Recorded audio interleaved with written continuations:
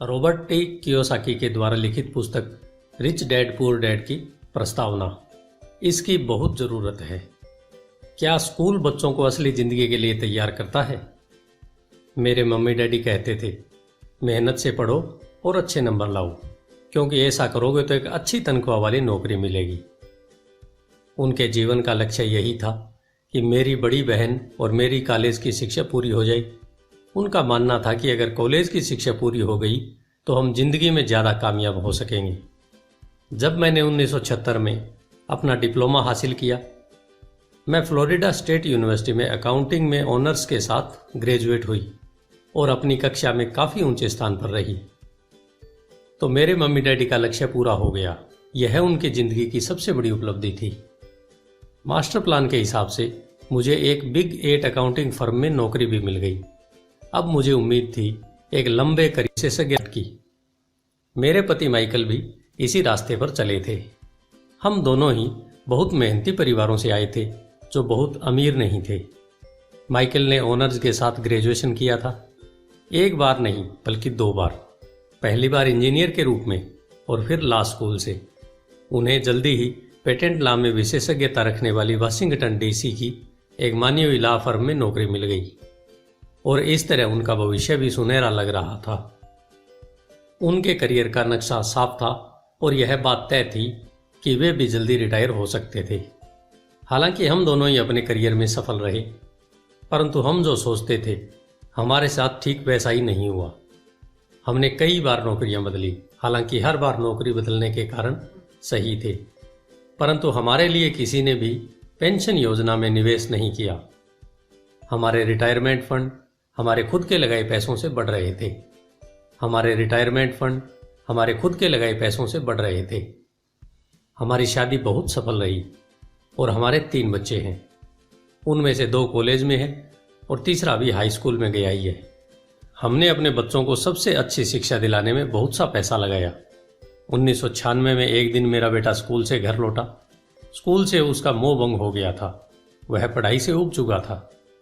मैं उन विषयों को पढ़ने में इतना ज़्यादा समय क्यों बर्बाद करूं, जो असली ज़िंदगी में मेरे काम ही नहीं आएंगे।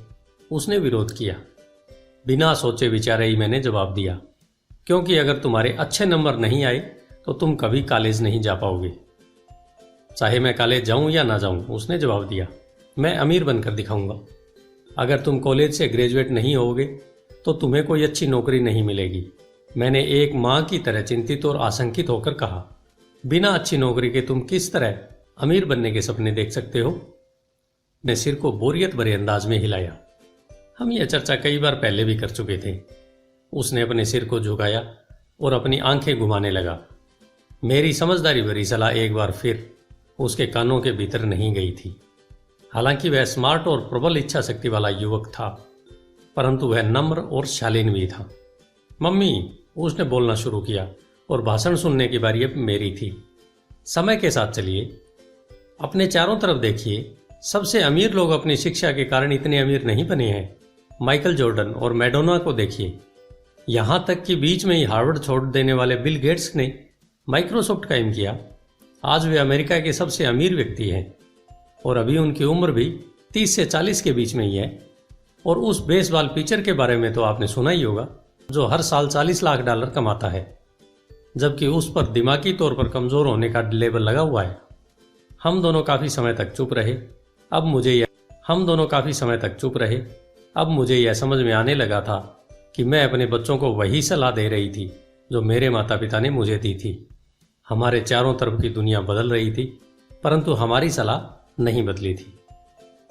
अच्छी शिक्षा और अच्छे ग्रेड हासिल करना अब सफलता की गारंटी नहीं रह गई थी और हमारे बच्चों के अलावा यह बात किसी की समझ में नहीं आई थी। मम्मी, उसने कहा, मैं आपकी और डैडी की तरह कड़ी मेहनत नहीं करना चाहता। आपको काफ़ी पैसा मिलता है और हम एक शानदार घर में रहते हैं जिसमें बहुत ही कीमती सामान है। अगर मैं आपकी सलाह मानूंगा तो मेरा हाल भी आपकी ही तरह होगा। मुझे भी ज़्यादा मेहनत करनी पड़ेगी ताकि मैं और ज़्यादा टैक्स भर सकूं व कर्ज में डूब जाऊं। वैसे भी आज की दुनिया में नौकरी की सुरक्षा तो बची नहीं है। मैं ये जानता हूं कि छोटे और सही आकार की फर्म कैसी होती है। मैं यह भी जानता हूं कि आज के दौर में कॉलेज के स्नातकों को कम तनख्वाह मिलती है, जबकि आपके वे अब उतना पैसा नहीं कमाते जितना पहले कभी कमाया करते थे। मैं जानता हूं कि मैं रिटायरमेंट के लिए सामाजिक सुरक्षा या कंपनी पेंशन पर भरोसा नहीं कर सकता। अपने सवालों के मुझे नए जवाब चाहिए। वह सही था, उसे नए जवाब चाहिए थे और मुझे भी। मेरे माता पिता की सलाह उन लोगों के लिए सही हो सकती थी जो 1945 के पहले पैदा हुए थे, पर यह उन लोगों के लिए विनाशकारी साबित हो सकती थी जिन्होंने तेजी से बदल रही दुनिया में जन्म लिया था। अब मैं अपने बच्चों से यह सीधी सी बात नहीं कह सकती थी, स्कूल जाओ, अच्छे ग्रेड हासिल करो और किसी सुरक्षित नौकरी की तलाश करो। मैं जानती थी कि मुझे अपने बच्चों की शिक्षा को सही दिशा देने के लिए नए तरीकों की खोज करनी होगी। एक माँ और एक अकाउंटेंट होने के नाते मैं इस बात से परेशान थी कि स्कूल में बच्चों को धन संबंधी शिक्षा या वित्तीय शिक्षा नहीं दी जाती। हाई स्कूल खत्म होने से पहले ही आज के युवाओं के पास अपना क्रेडिट कार्ड होता है। यह बात अलग है कि उन्होंने कभी धन संबंधी पाठ्यक्रम में भाग नहीं लिया होता है और उन्हें यह भी नहीं पता होता कि इसे किस तरह निवेश किया जाता है। इस बात का ज्ञान तो दूर की बात है कि क्रेडिट कार्ड पर चक्रवृद्धि ब्याज की गणना किस तरह की जाती है। इसे आसान भाषा में कहें तो उन्हें धन संबंधी शिक्षा नहीं मिलती और यह ज्ञान भी नहीं होता कि पैसा किस तरह काम करता है। इस तरह वे उस दुनिया का सामना करने के लिए कभी तैयार नहीं हो पाते जो उनका इंतजार कर रही है। एक ऐसी दुनिया जिसमें बचत से ज्यादा महत्व खर्च को दिया जाता है। जब मेरा सबसे बड़ा बेटा कॉलेज की शुरुआती दिनों में अपने क्रेडिट कार्ड को लेकर कर्ज में डूब गया तो मुझे उसके क्रेडिट कार्ड को नष्ट करने में उसकी मदद करनी पड़ी। साथ ही मैं ऐसी तरकीब भी खोजने लगी जिससे मेरे बच्चों में पैसे की समझ आ सके। पिछले साल एक दिन मेरे पति ने मुझे अपने ऑफिस और मुझे लगता है कि तुम उनसे मिलना चाहोगी। उन्होंने कहा, उनका नाम रॉबर्ट कियोसाकी है। वे एक व्यवसायी और निवेशक हैं तथा वे एक शैक्षणिक उत्पाद का पेटेंट करवाना चाहते हैं। मुझे लगता है कि तुम इसी चीज की तलाश कर रही थी जिसकी मुझे तलाश थी। मेरे पति माइक रॉबर्ट कियोसाकी द्वारा बनाई जा रही नई शैक्षणिक उत्पाद कैश फ्लो से इतने प्रभावित थे कि उन्होंने इसके परीक्षण में हमें बुलवा लिया। यह एक शैक्षणिक खेल था, इसलिए मैंने स्थानीय विश्वविद्यालय में पढ़ रही अपनी 19 वर्षीय बेटी से भी पूछा कि क्या वह मेरे साथ चलेगी और वह तैयार हो गई।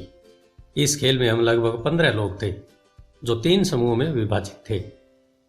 माइक सही थे, मैं इसी तरह के शैक्षणिक उत्पाद की खोज कर रही थी।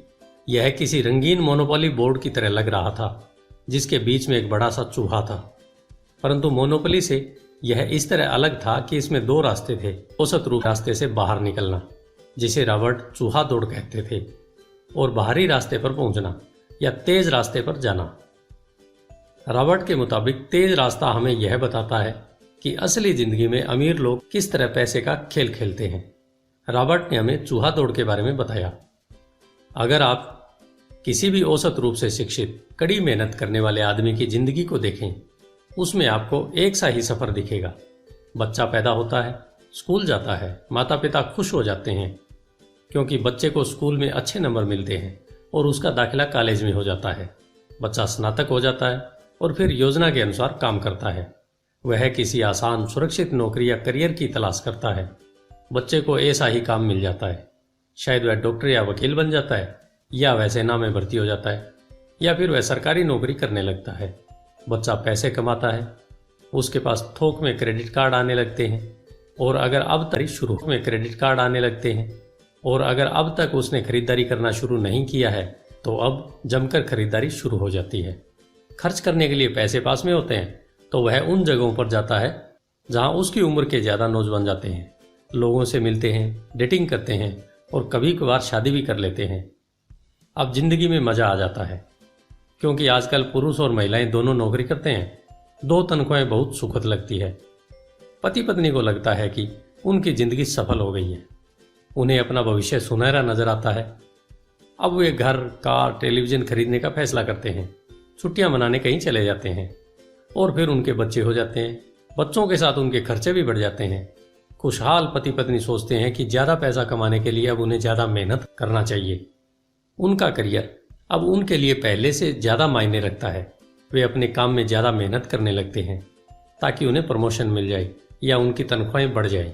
तनख्वाह बढ़ती है पर उसके साथ ही दूसरा बच्चा भी पैदा हो जाता है। अब उन्हें एक बड़े घर की जरूरत महसूस होती है।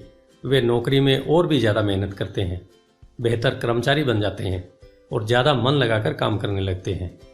ज़्यादा विशेषज्ञता हासिल करने के लिए वे एक बार फिर किसी स्कूल में जाते हैं ताकि वे ज़्यादा पैसा कमा सकें। हो सकता है कि वे दूसरा काम भी खोज लें। उनकी आमदनी बढ़ जाती है, परंतु उस आमदनी पर उन्हें इनकम टैक्स भी चुकाना पड़ता है।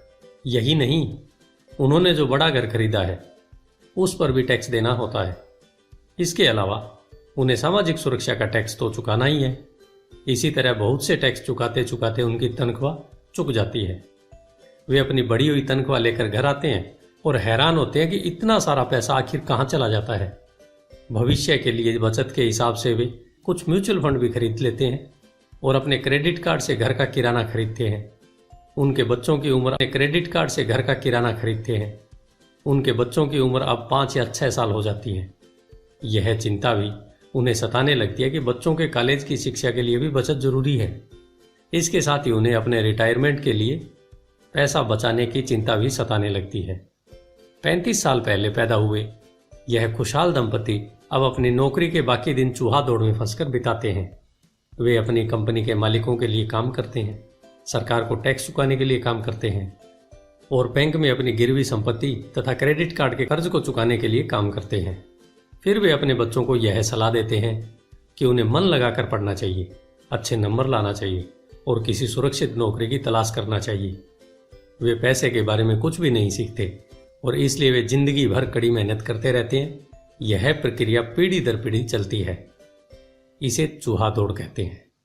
चूहा दौड़ से निकलने का एक ही तरीका है और वह यह है आप अकाउंट्स और इन्वेस्टमेंट दोनों क्षेत्रों में निपुण हो जाएं।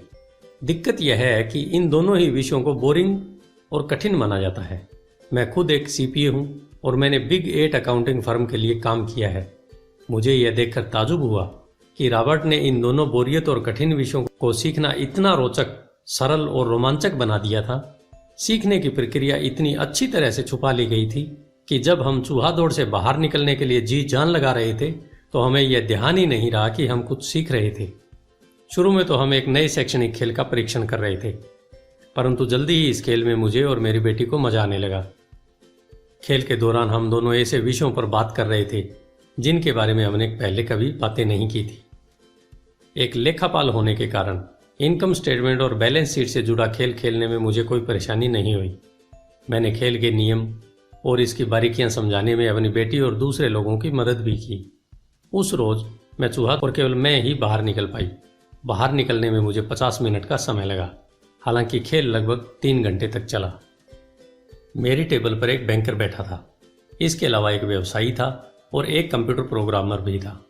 मुझे यह देखकर बहुत हैरानी हुई कि इन लोगों को अकाउंटिंग या इन्वेस्टमेंट के बारे में इतनी कम जानकारी है, जबकि ये विषय उनकी जिंदगी में कितने ज़्यादा अहमियत रखते थे। मेरे मन में यह सवाल भी उठ रहा था कि वे असल जिंदगी में अपने पैसे धेले के कारोबार को कैसे संभालते होंगे।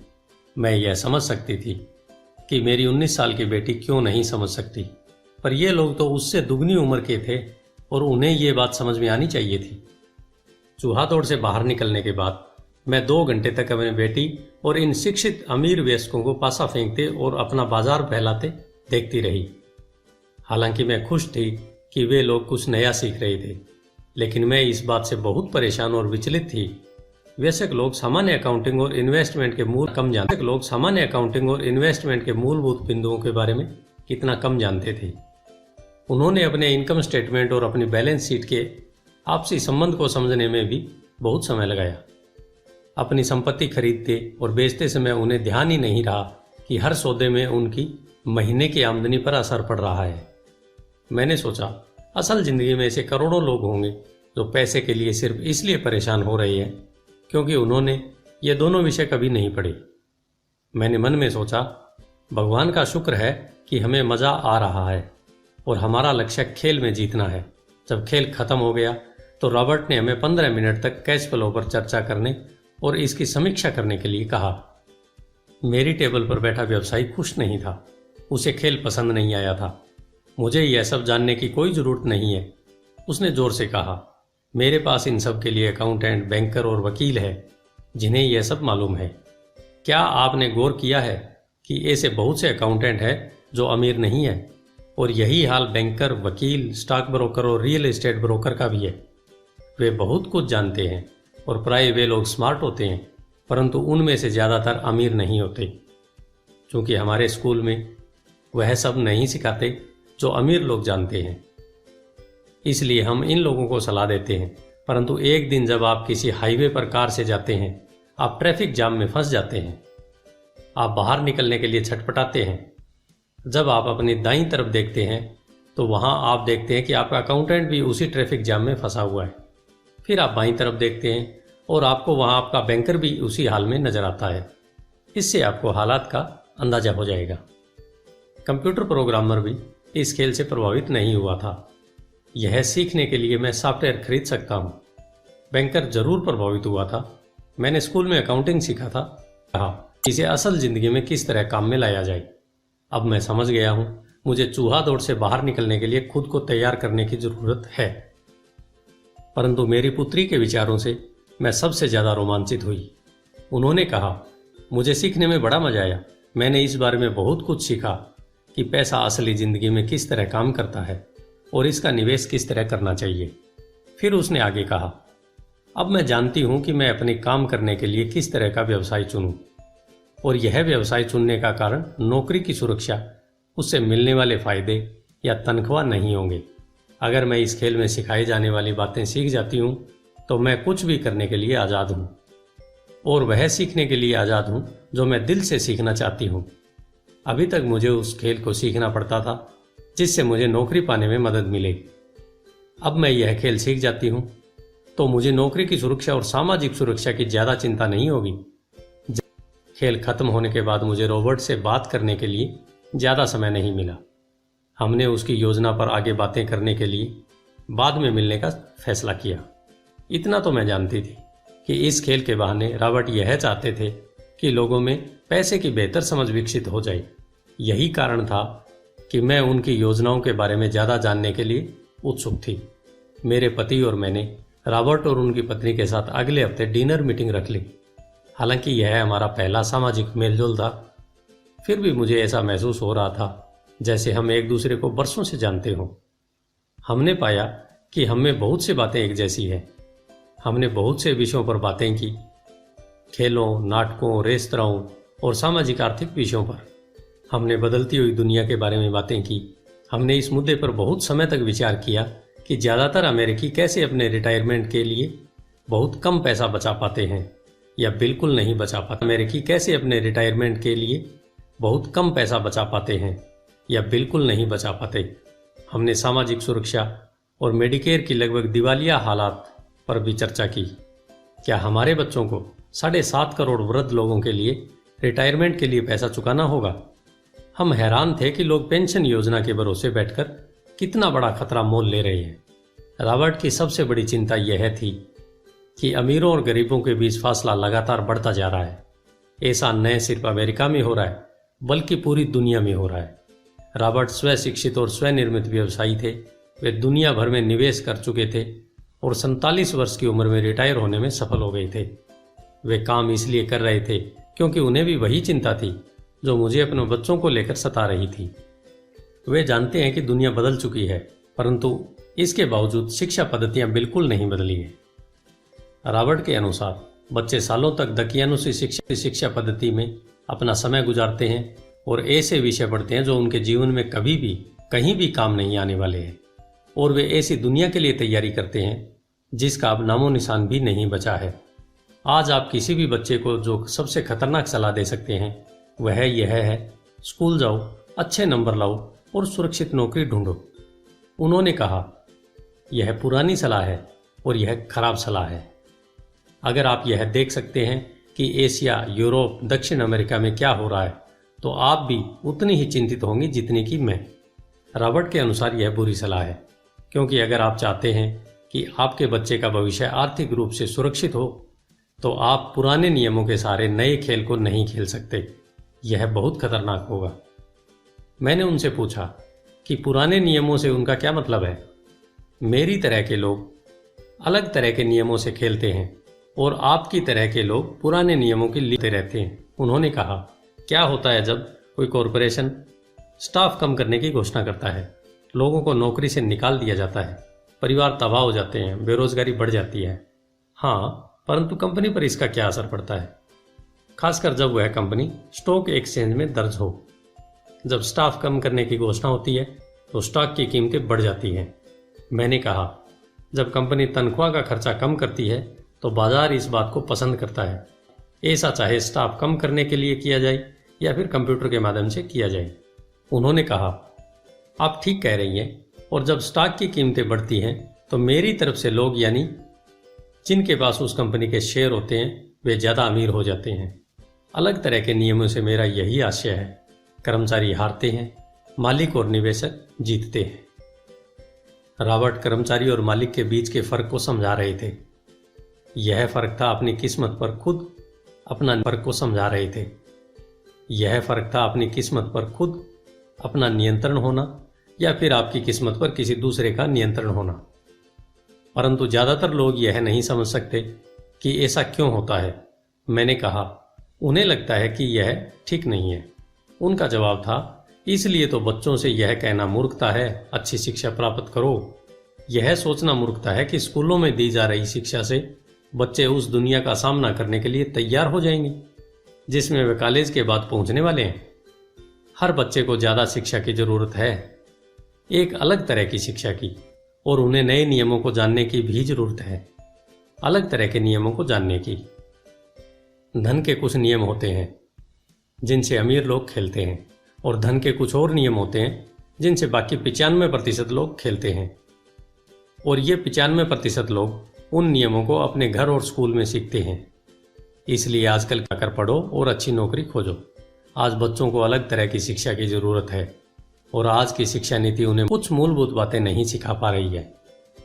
इस बात से कोई फर्क नहीं पड़ता कि क्लासरूम में कितने कंप्यूटर रखे हैं या स्कूल कितना पैसा खर्च कर रहे हैं। जब शिक्षा नीति में यह विषय नहीं है तो उसे किस तरह पढ़ाया जा सकता है। अब सवाल यह उठता है, किस तरह माता पिता अपने बच्चों को यह सिखा सकते हैं जो वे स्कूल में नहीं सीख पाते। आप अपने बच्चों को अकाउंटिंग किस तरह सिखाते हैं, क्या इससे वे बोर नहीं हो जाते। और आप उसे किस तरह निवेश करना सिखाएंगे जब एक पालक के रूप में आप खुद निवेश के खतरे से डरते हैं। अपने बच्चों को सुरक्षित जीवन के लिए तैयार करने के बजाय मैंने यह बेहतर समझा कि उन्हें रोमांचक जीवन के लिए तैयार किया जाए। तो आप किस तरह किसी बच्चे को धन और उन सब चीज़ों के बारे में सिखा सकते हैं जिन पर हमने अभी विचार किया है। मैंने रॉबर्ट से पूछा, हम किस तरह इसे माता पिता जब उन्हें खुद ही इसकी समझ न हो। उन्होंने कहा, मैंने इस विषय पर एक पुस्तक लिखी है। वह पुस्तक कहाँ है? मेरे कंप्यूटर में। यह बरसों से वहीं बिखरी पड़ी है। मैं कभी कभार उसमें कुछ बातें जोड़ देता हूँ, परंतु मैं आज तक उसे कभी इकट्ठा नहीं कर पाया। मैंने इस पुस्तक को तब लिखना शुरू किया था जब मेरी पहली किताब बेस्ट सेलर हो गई थी, परंतु मैं अभी तक अपनी नई किताब को पूरा नहीं कर पाया हूँ। यह अभी भी खंडों में है, और यह पुस्तक निश्चित रूप से खंडों में ही थी। उन बेतरतीब खंडों को पढ़ने के बाद मैंने यह फैसला किया कि पुस्तक निश्चित रूप से बेहतरीन थी और समाज में इसकी बहुत ज़रूरत थी, खासकर ऐसे लोगों में जब दुनिया तेजी से बदल रही थी।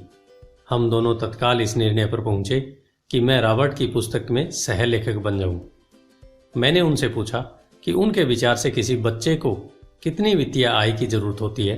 बच्चे को कितनी वित्तीय आय की जरूरत होती है? उन्होंने कहा कि यह बच्चे पर निर्भर करता है। अपने बचपन में उन्होंने यह जान लिया था कि वे अमीर बनना चाहते थे, और उन्हें एक ऐसे पिता स्वरूप व्यक्ति मिल गए जो अमीर थे और जो उनका मार्गदर्शन करने के इच्छुक भी थे। रॉबर्ट का कहना था कि शिक्षा ही सफलता की नींव है। जिस तरह स्कूल में सीखी गई बातें बहुत महत्वपूर्ण होती है, उसी तरह धन संबंधी समझ और बोलने की कला भी महत्वपूर्ण होती है। आगे की कहानी रॉबर्ट के दो डैडियों के बारे में है, जिनमें से एक अमीर है और दूसरे गरीब, जिनके जरिए रॉबर्ट उन रहस्यों को बताएंगे जो उन्होंने अपने जीवन में सीखे हैं। दोनों डैडियों के बीच का अंतर एक खास बात उजागर करता है। इस पुस्तक को मैंने बढ़ाया है, जिसमें कुछ जोड़ा और घटाया है, और इसे व्यवस्थित करने के लिए काम किया है। जो अकाउंटेंट इस पुस्तक को पढ़े, उनसे मेरा यही कहना है कि के सिद्धांतों को घुस जाने दें। और अपने दिमाग में रॉबर्ट के सिद्धांतों को घुस जाने दें।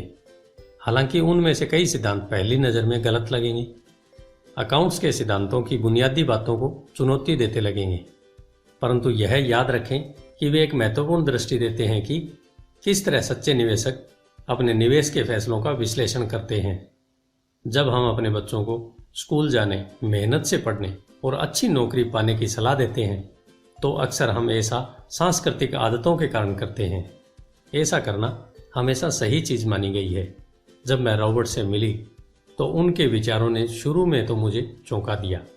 दो डैडियों के साथ पले बड़े रॉबर्ट के सामने दो अलग अलग लक्ष्य होते थे। उनके पढ़े लिखे डैडी उन्हें कॉरपोरेशन में नौकरी करने की सलाह देते थे और उनके अमीर डैडी उन्हें कॉरपोरेशन का मालिक बनने की सलाह देते थे। दोनों ही कामों में शिक्षा की ज़रूरत थी, परंतु पढ़ाई के विषय बिल्कुल अलग अलग थे। पढ़े लिखे डैडी रॉबर्ट को स्मार्ट बनने के लिए प्रोत्साहित करते थे। अमीर डैडी रॉबर्ट को यह जानने के लिए प्रोत्साहित करते थे कि किस तरह स्मार्ट लोगों की सेवाएं ली जाएं। दो डैडियों के होने से कई समस्याएं भी पैदा हुईं। रॉबर्ट के असली डैडी हवाई राज्य के शिक्षा प्रमुख थे। जब रॉबर्ट 16 साल के हुए तो उन्हें इस बात की कोई खास चिंता नहीं सता रही थी। अगर तुम्हें अच्छे नंबर नहीं मिलते तो तुम्हें कोई अच्छी नौकरी नहीं मिलेगी। वे पहले से ही ये जानते थे कि उनके करियर का लक्ष्य था कॉरपोरेशन का मालिक बनना, न कि उसमें नौकरी करना।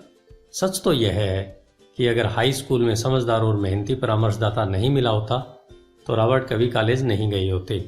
वे इस बात को मानते हैं। वे दौलत कमाने के लिए बेताब थे, परंतु वे आखिरकार मान ही गए कि कॉलेज की शिक्षा से भी उन्हें फायदा हो सकता है। दरअसल इस पुस्तक में दिए गए विचार शायद बहुत से माता और अतिशयोक्तिपूर्ण लगेंगे। कई लोगों को तो अपने बच्चों को स्कूल में रखने में भी काफ़ी मेहनत करनी पड़ती है, परंतु बदलते हुए समय को देखते हुए हमें नए और जोखिम भरे विचारों की तरफ ध्यान देने की ज़रूरत है। अपने बच्चों को कर्मचारी बनने की सलाह देने का मतलब यह है कि हम उन्हें जिंदगी भर अपनी खून पसीने की कमाई से इनकम टैक्स और भी न जाने कितने टैक्स चुकाने की सलाह देते हैं, और इसके बाद भी पेंशन की कोई गारंटी नहीं होती। और यह सच है कि आज के ज़माने में टैक्स किसी व्यक्ति का सबसे बड़ा खर्च है। हकीकत में ज़्यादातर परिवार तो जनवरी से आधी मई तक सिर्फ अपने टैक्स चुकाने के लिए ही सरकार की नौकरी करते हैं। आज नए विचारों की बहुत ज़रूरत है और यह पुस्तक हमें नए विचार देगी। रॉबर्ट का दावा है कि अमीर लोग अपने बच्चों को अलग तरह की शिक्षा देते हैं। वे अपने बच्चों को घर पर सिखाते हैं, डिनर टेबल पर सिखाते हैं। हो सकता ये विचार वे न हों जिन पर आप अपने बच्चों से बात करते हो, परंतु उन पर नज़र डालने के लिए धन्यवाद। और मैं आपको सलाह देती हूँ कि आप खोज करते रहें। एक माँ और एक सीपीए होने के नाते मैं तो यही सोचती हूँ कि अच्छे नंबर लाना और एक बढ़िया नौकरी पा लेना एक पुराना विचार है। हमें अपने बच्चों को नए तरह के विचार देने होंगे। हमें उन्हें अलग तरह की शिक्षा देनी होगी। शायद हम अपने बच्चों को यह सिखाएं कि अच्छे कर्मचारी होने के साथ साथ वे अपना खुद का निवेश कॉरपोरेशन भी खोल सकें। दोनों का यह तालमेल बढ़िया रहेगा। एक माँ होने के नाते मुझे उम्मीद है कि यह पुस्तक सभी अभिभावकों के लिए फायदेमंद होगी। रॉबर्ट लोगों को यह बताना चाहते हैं कि कोई भी व्यक्ति अगर ठान ले तो अमीर बन सकता है। अगर आप एक माली या गेटकीपर हैं या पूरी तरह बेरोजगार हैं तो भी आप में खुद को अपने और अपने परिवार के लोगों को धन संबंधी बातें सिखाने की काबिलियत है। यह याद रखें, विश्वव्यापी को अपने और अपने परिवार के लोगों को धन संबंधी बातें सिखाने की काबिलियत है। यह याद रखें कि धन संबंधी बुद्धि वह दिमागी तरीका है जिससे हम अपनी धन संबंधी समस्याओं को सुलझाते हैं। आज हम ऐसे विश्वव्यापी तकनीकी परिवर्तनों का सामना कर रहे हैं जिनका सामना हमने आज से पहले कभी नहीं किया। किसी के पास भी जादू की पुड़िया नहीं है, परंतु एक बात तो तय है, ऐसे परिवर्तन हमारे सामने आने वाले हैं जो हमारे यथार्थ से परे हैं। कौन जाने भविष्य हमारे लिए क्या लाता है, पर जो भी हो हमारे पास दो मूलभूत विकल्प मौजूद है। या तो हम सुरक्षा की राह पर चलें या फिर हम स्मार्ट बनकर खुद को धन संबंधी क्षेत्रों में शिक्षित करें और अपने बच्चों की धन संबंधी प्रतिभा को भी जागृत करें। शेरान लेक्टर। धन्यवाद। आइए चलते हैं अध्याय 1 की तरफ।